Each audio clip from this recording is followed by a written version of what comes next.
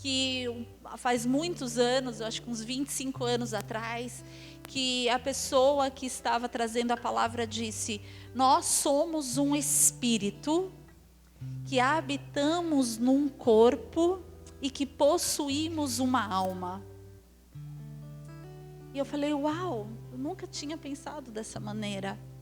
E ele falou: na alma é o lugar onde está todas as nossas emoções, todos os nossos sentimentos, ali é a alma.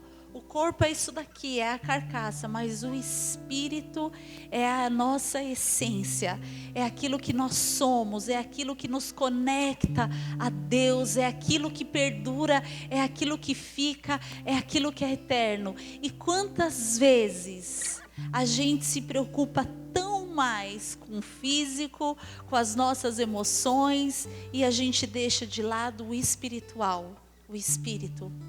É interessante porque eu tenho estudado, tem alguns temas que me fascinam bastante, e eu tenho estudado um pouco sobre as emoções, sobre o coeficiente emocional, e é muito interessante porque antes, descobriu-se, há muitos anos atrás, a capacidade de uma pessoa, como a gente poderia definir uma pessoa era pelo coeficiente da inteligência. Quando uma pessoa tinha um QI alto, ela era uma pessoa PhD, ela fazia mestrado, enfim, doutorado, e a gente conseguia então definir o sucesso de uma pessoa a partir do coeficiente da inteligência dela. Mas aí isso entrou muito em contradição, porque passou um tempo e aí foram ver que, poxa, essa pessoa realmente, ela é estudada, ela sabe de muito, ela tem muita informação, ela tem muito conhecimento, mas isso não tem definido o sucesso dela.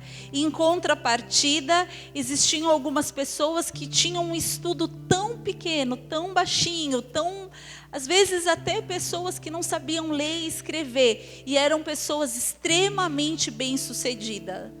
E aí, com os anos, e a tecnologia também foi aumentando para conseguir estudar o funcionamento do cérebro, e foi se entender que as emoções, ela está completamente ligada ao sucesso de uma pessoa também.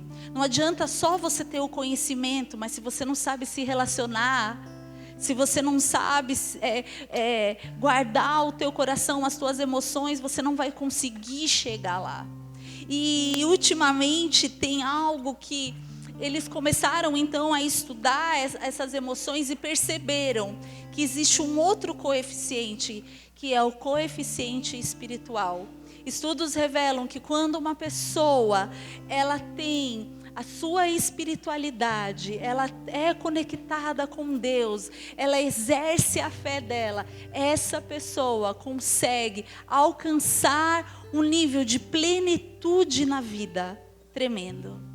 E aí é muito incrível, porque quando a gente olha para a palavra de Deus, a gente vê essa palavra completamente interessada naquilo que nós somos por inteiro: corpo, alma e espírito. A palavra de Deus, ela, antes de qualquer ciência, de qualquer estudo, de qualquer coisa que estão tentando descobrir, ela já desvendou há muito tempo atrás. Porque quando nós alcançamos o equilíbrio daquilo que a palavra requer de nós, a gente alcança então essa plenitude. Isso é maravilhoso. Eu estou aqui para dizer para você que o Senhor Jesus, Ele está preocupado com cada detalhe da tua vida. Ele está preocupado sim com as tuas angústias, Ele está preocupado sim com aquilo que te preocupa, Ele está preocupado sim com aquilo que te causou dor, Ele está preocupado sim que você conheça, que você saiba. A palavra de Deus diz: olha, o meu povo perece por falta de conhecimento. É do interesse do Pai que nós saibamos. Mas acima de tudo isso, é interesse do Pai que nós tenhamos um espírito vivo. Vivo, vivo. E essa vida, ela vem, ela é apresentada, e ela é apresentada, essa é a palavra, a nós, através de Cristo Jesus. Existe uma palavra eu gostaria de pedir para você que trouxe tua Bíblia, abrir em Mateus 11.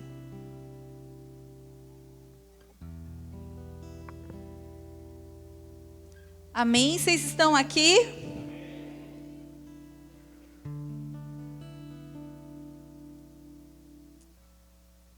Mateus 11.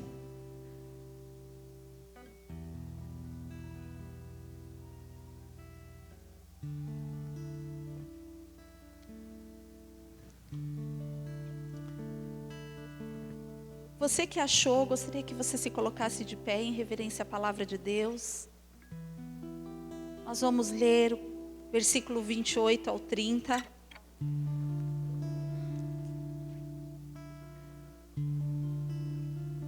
Diz assim: Vinde a mim todos os que estáis cansados e sobrecarregados, e eu vos aliviarei.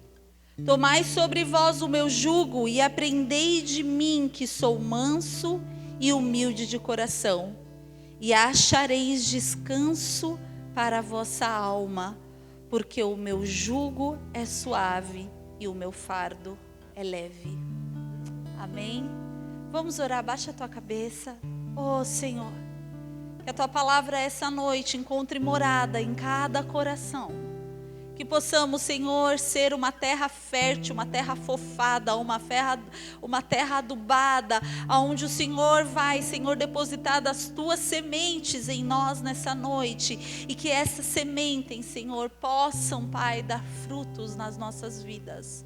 Queremos, Senhor, sair daqui dessa noite completamente, Senhor, transformados pela tua presença. Eu te peço, Espírito Santo de Deus, que o Senhor venha acalentar cada coração. Antes mesmo da sopa começar a aquecer, meu Senhor, eu peço, Pai, para que o teu Espírito esteja aquecendo cada coração aqui, Senhor. Cada coração desejoso de te encontrar, desejoso, Senhor, de saber quem tu és, ansioso, Senhor, pela tua obra, pela tua mão, pelo teu toque, pelo teu amor, Senhor. Porque a tua palavra diz, Senhor, que nós devemos ir, todos aqueles que estão cansados e sobrecarregados, o Senhor há de aliviar. E nós queremos, Senhor, do teu alívio, Pai. Nós queremos, Senhor, receber da tua paz, Senhor, e da tua presença, Deus, que excede, Pai, todo entendimento, Deus, em nome de Jesus. Amém. Amém. Podem se assentar.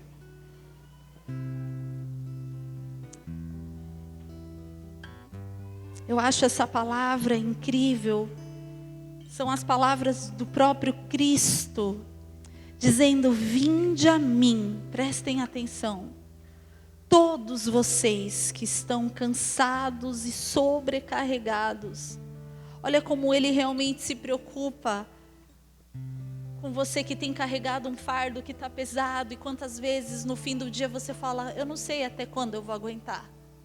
Eu não sei até quando eu vou aguentar carregar esse fardo. E Ele diz assim: olha, tomai sobre vós o meu jugo e aprendei de mim. Ele diz assim: olha, aprenda de mim o conhecimento, aprendei de mim, receba de mim, veja como eu faço, porque eu sou manso e humilde de coração, e achareis descanso para a vossa alma. Jesus diz: a partir do momento que você aprende dele, que você recebe dele, que você entende essa mansidão, essa pessoa humilde que não está ansioso por nada. Essa palavra ansiedade é uma palavra presente nos nossos dias. Quantas pessoas, sem querer, não é algo provocado por ninguém. É muito louco, porque a gente está vivendo em dias que a gente não está percebendo o que nós estamos fazendo de errado, que está vindo essas crises de ansiedade que a gente não tem o mínimo controle. E é muito interessante saber que Jesus já sabia aonde tudo isso ia parar. De que existiria esse tempo que é esse tempo de hoje, porque nunca existiu em todo o tempo da história humana pessoas tão ansiosas, tão com crises, com pânico, inseguras, e é tanta coisa, e a gente não está conseguindo encontrar muita resposta, porque é uma doença desse século. E ele está dizendo assim, olha, e eu não estou aqui dizendo que quem tem crise de ansiedade é porque não está encontrando a saída em Jesus. Eu só estou dizendo que Ele é a saída para todas as coisas. Ele é a saída para todas as coisas. Ele é a saída para todas as coisas. Não existe nada que o Senhor Jesus não possa colocar a sua mão poderosa e solucionar. Não existe. Não existe. E ele diz, porque o meu jugo é suave e o meu fardo é leve. Eu lembro que há muitos anos atrás, inclusive foi uma peça que eu tive a oportunidade de fazer com meu marido na nossa adolescência, e foi ali que tudo começou. Nessa peça de teatro da igreja. E eu me lembro que foi uma peça que eu escrevi ali, enfim, o Senhor realmente nos trouxe a inspiração e a gente conseguiu escrever o enredo da peça. E eu me lembro que a primeira cena do teatro da peça era uma cruz no meio. E as pessoas então... Não, minto, era a segunda cena. A primeira cena eram todas as pessoas numa multidão andando e representava então essa loucura do mundo. E aí Jesus entra no meio daquela loucura e ele foi tocando em algumas pessoas. E essas pessoas tiveram um encontro com ele. E a segunda cena da peça, eu me lembro que era uma cruz no centro do palco. E aí as pessoas, elas entravam, aquelas que tinham tido encontro no meio da multidão com Jesus, carregando. Então algumas carregavam umas caixas, outras estavam todas acorrentadas, e elas chegavam, todas essas pessoas, e se apresentavam diante dos pés de Jesus e depositava tudo aquilo. E eu lembro que foi muito impactante, porque às vezes a gente consegue visualizar aquilo que a palavra de Deus está dizendo e parece que a gente entende melhor isso. E é exatamente isso, Ele está disposto a tirar de nós tudo aquilo que tem nos aprisionado, tudo aquilo que tem nos acorrentado, tudo aquilo que tem nos segurado, para não avançarmos, para não sermos livres, para não sermos pessoas que vamos amadurecer, crescer. Porque essas coisas que a gente carrega nos segura, nos prende. Às vezes a gente vive uma vida de infantilidade, a gente vive uma vida sem conseguir compreender, porque a gente está tão carregado de coisas, de situações. E o Senhor Jesus, Ele diz assim, vinde a mim, porque o meu fardo é leve. É leve, é leve. O que Ele deseja nessa noite é que você realmente consiga se aproximar dEle. Hoje foi dita a música aqui cantada, vem até o altar, o altar. E o Senhor está aqui nessa noite dizendo assim, olha, tudo que eu quero é que você se achegue a mim e consiga depositar tudo aquilo que tem sido pesado para você.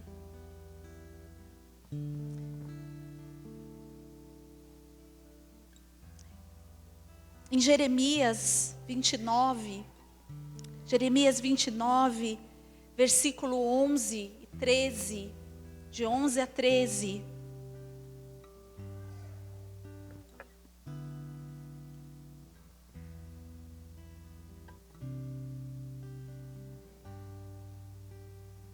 Jeremias 29.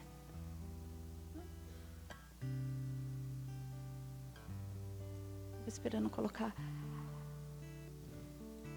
A palavra de Deus diz assim, em verdade vos digo, que entre... Não é.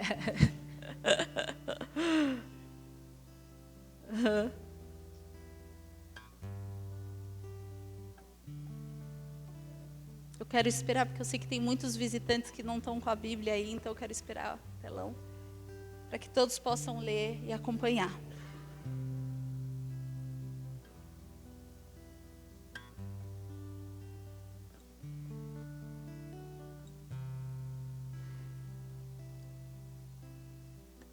Porque eu bem sei os pensamentos que tenho a vosso respeito, diz o Senhor. Pensamentos de paz e não de mal, para vos dar o fim que esperais. Essa é a palavra que eu quero que entre no teu coração essa noite. O Senhor está dizendo a você nessa noite: pois eu bem sei o pensamento que tenho a vosso respeito, diz o Senhor. Pensamentos de paz. Hoje em dia, eu acho que a maior lacuna que a gente está conseguindo viver nos dias de hoje é entender de fato o que significa viver em paz. Nós estamos vivendo tempos tão agitados,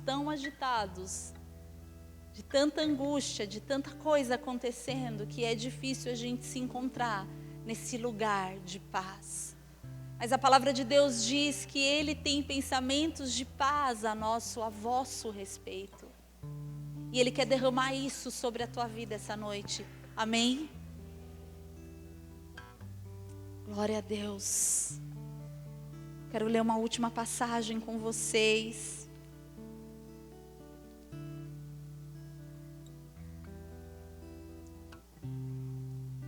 O Senhor me deu agora no meio do louvor. Mateus 6.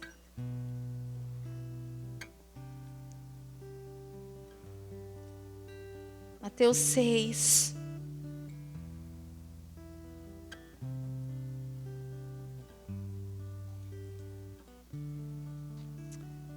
A partir do versículo 25. Mateus 6, a partir do versículo 25.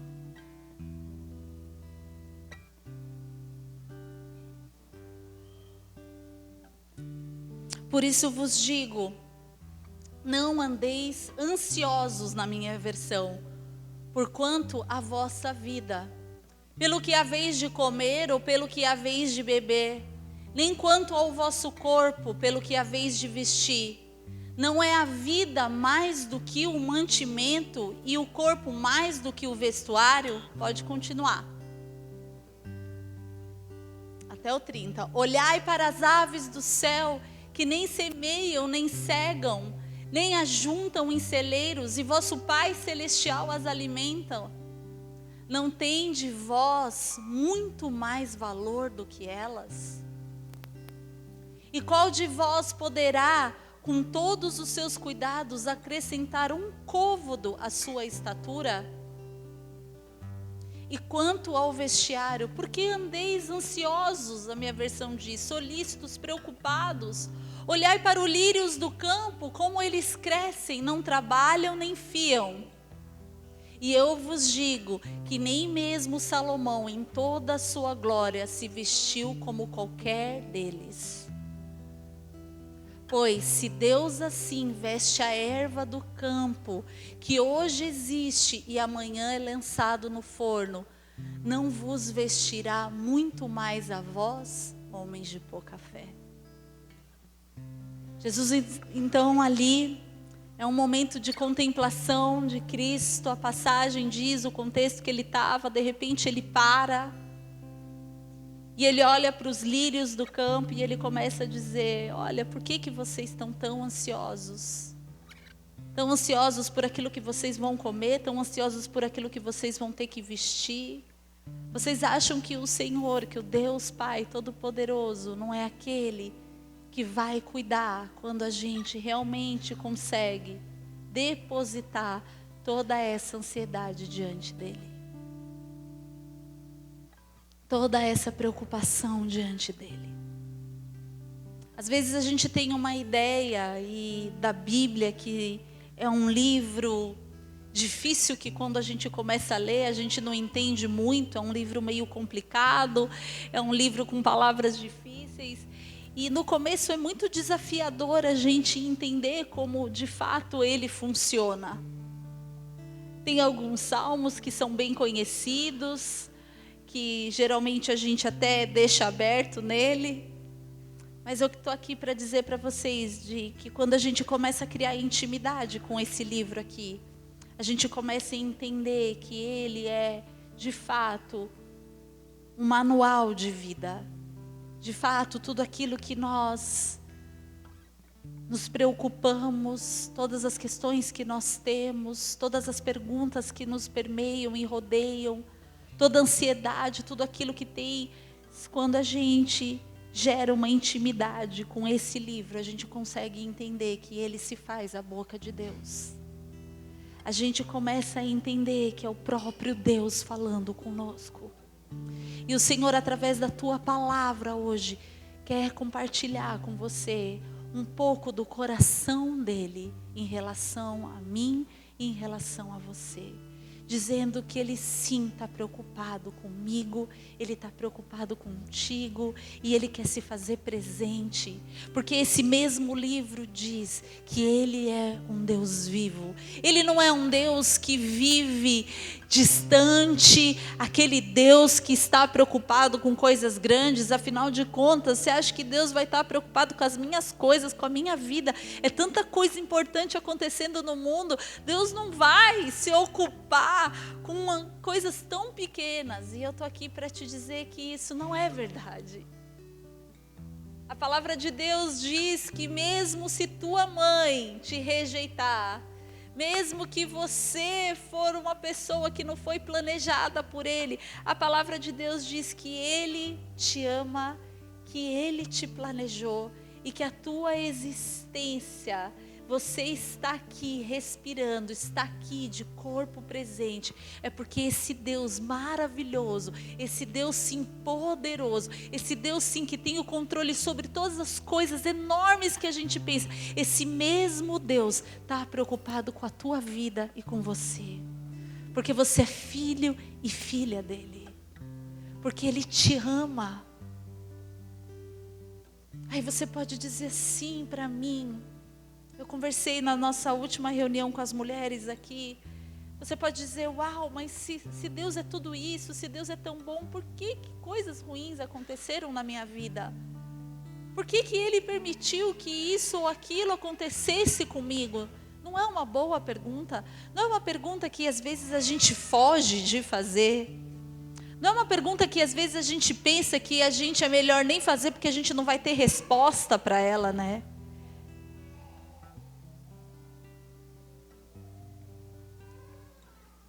Eu tô de aparelho, é novo e tá bem complicado. Ai, tá engraçado. Vai secando e vai grudando tudo assim, sabe? Enfim, e aí, voltando à pergunta picante. Queridos, Deus é bom. Quando Ele nos fez, quando Ele nos projetou, quando Ele fez, ali em Gênesis, no capítulo 1, diz que o Senhor então, que a terra era sem forma, ela era vazia, e o Senhor então começou a dar vida para todas as coisas, e Ele começou a fazer todas as coisas, e no primeiro dia, e no segundo dia, e a palavra diz que no sexto dia Deus fez o homem, e o homem do sexo masculino como rascunho, e aí depois a obra-prima que foram as mulheres, né? Então Deus fez um rascunho, falou, dá para melhorar. Aí Ele, fez as mulheres, obra-prima de Deus. Não é verdade? Tem algum homem para contestar isso daqui?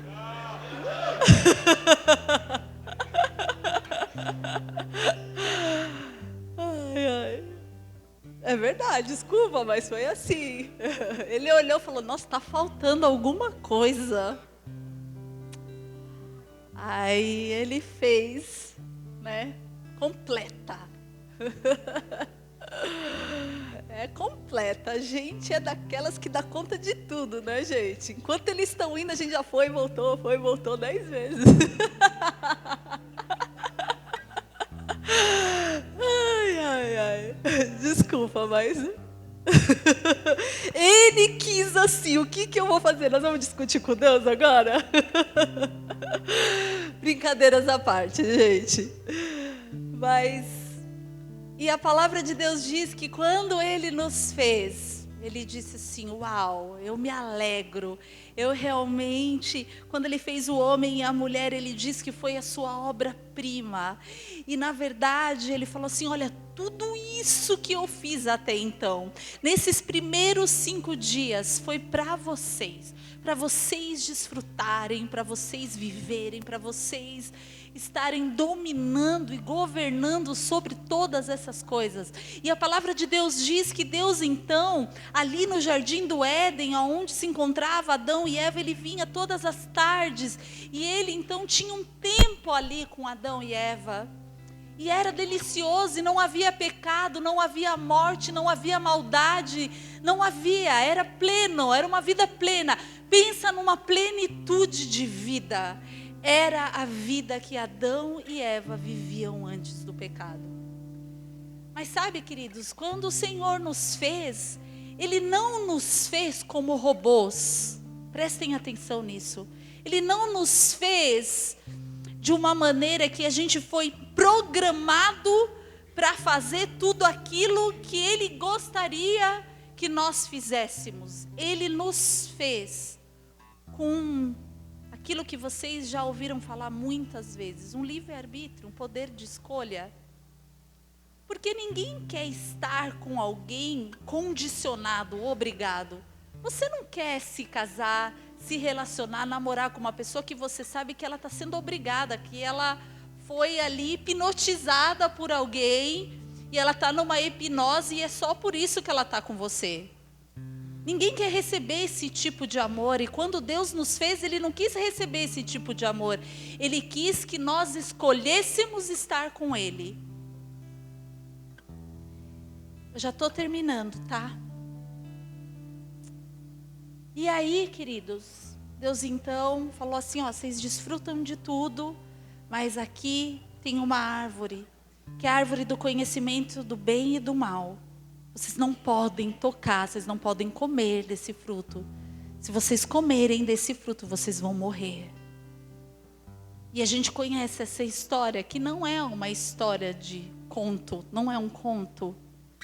E o homem então, na sua curiosidade, se deixou ser seduzido pela serpente, e Eva então come da maçã, dá para Adão, Adão come. E o pecado então é instalado na vida do homem. Queridos, isso não era o que o Senhor gostaria.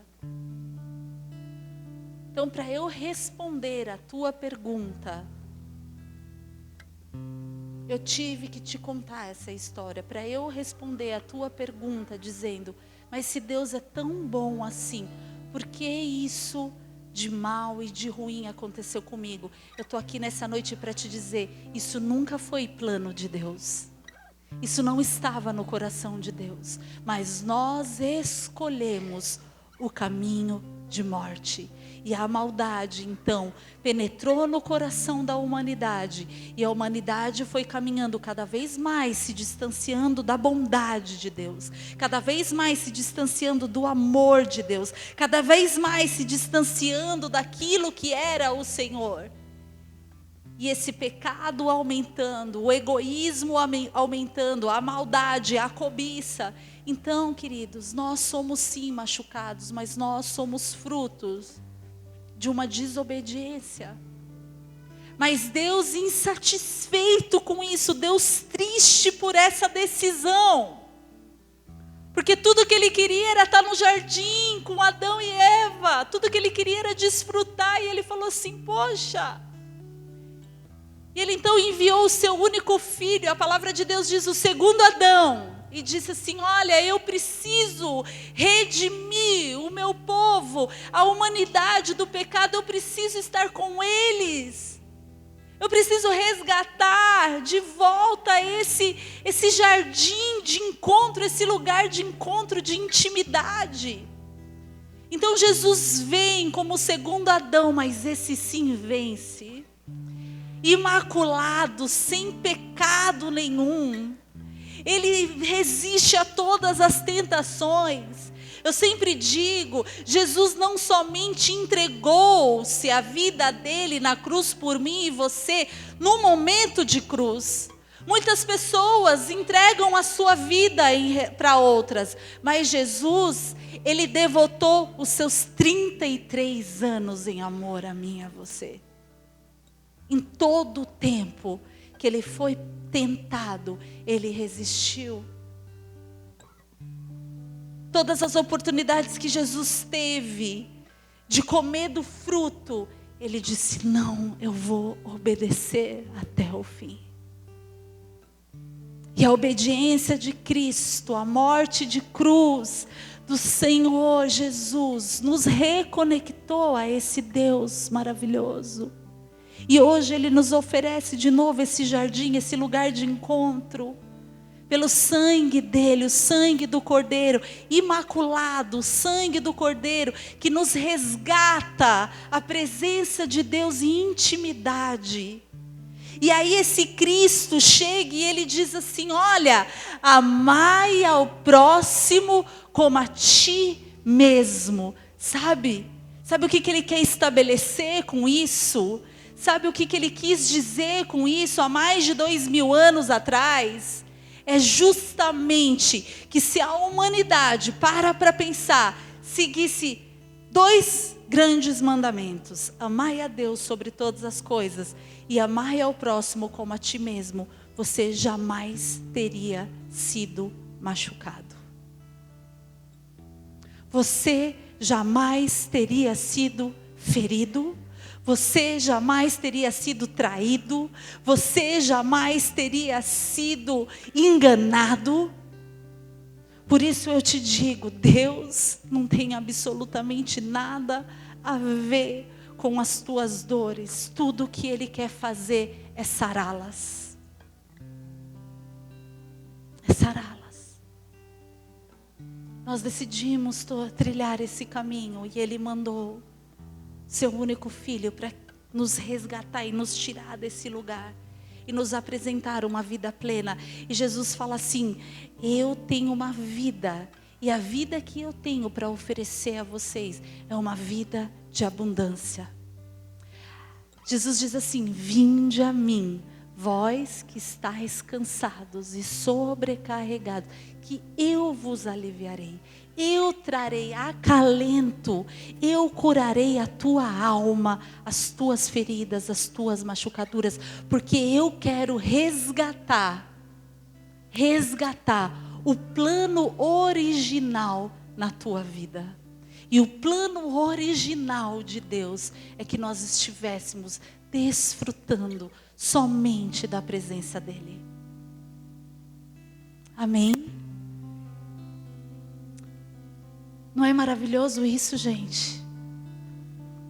Sabe o que é isso? Tudo que eu falei para vocês e a palavra de Deus diz, isso se chama as boas novas. Eu tenho novidade de vida para te contar essa noite. E a novidade de vida é que o Senhor Jesus pode transformar os teus dias. A tua dor, o teu pranto, em alegria e em gozo, porque Ele veio para sarar os feridos e contritos de coração. É isso que a palavra de Deus diz. Quantos aqui querem receber a cura, o toque do Senhor nessa noite? Levanta a tua mão. Aleluia. Aleluia. Aleluia, Senhor. O Senhor está vendo, Pai, cada mão estendida aqui, Deus. O Senhor está vendo, Senhor, cada coração aqui com sede, fome, Senhor, querendo receber, Deus, da tua parte, Senhor. Queridos, eu quero pedir para você nesse momento colocar a mão no teu coração, curvar a tua cabeça, que eu quero fazer uma oração por você.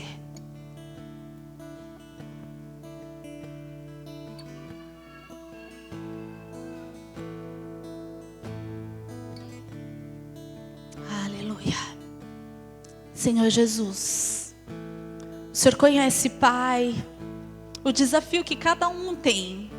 O Senhor conhece o histórico, a história. O Senhor conhece, Senhor, desde que cada um de nós estávamos no ventre sendo gerado. E desde esse momento o Senhor sabe tudo aquilo que o inimigo tentou contra a nossa vida. Tudo aquilo que ele tentou gerar de trauma, de dor, de confusão, de mentira, de roubo, de setas, de lutas. O Senhor conhece, Pai, muito mais do que a gente. O Senhor nos conhece muito mais do que a gente se conhece. O Senhor é aquele, Senhor, que esquadrinha. A Tua palavra diz, Senhor, as profundezas daquilo que nós somos, Pai. E eu te peço, Senhor, em nome de Jesus, que nessa noite o Teu Santo Espírito possa estar tocando cada vida aqui, cada coração, Senhor, angustiado, cada coração que está apertado, cada coração que está, Senhor, ansioso, preocupado. Eu te peço, Deus, em nome de Jesus, vem com a Tua presença, que é doce. Vem com a Tua mão poderosa, Senhor, tocando, Senhor, cada um aqui, Pai. Em nome de Jesus.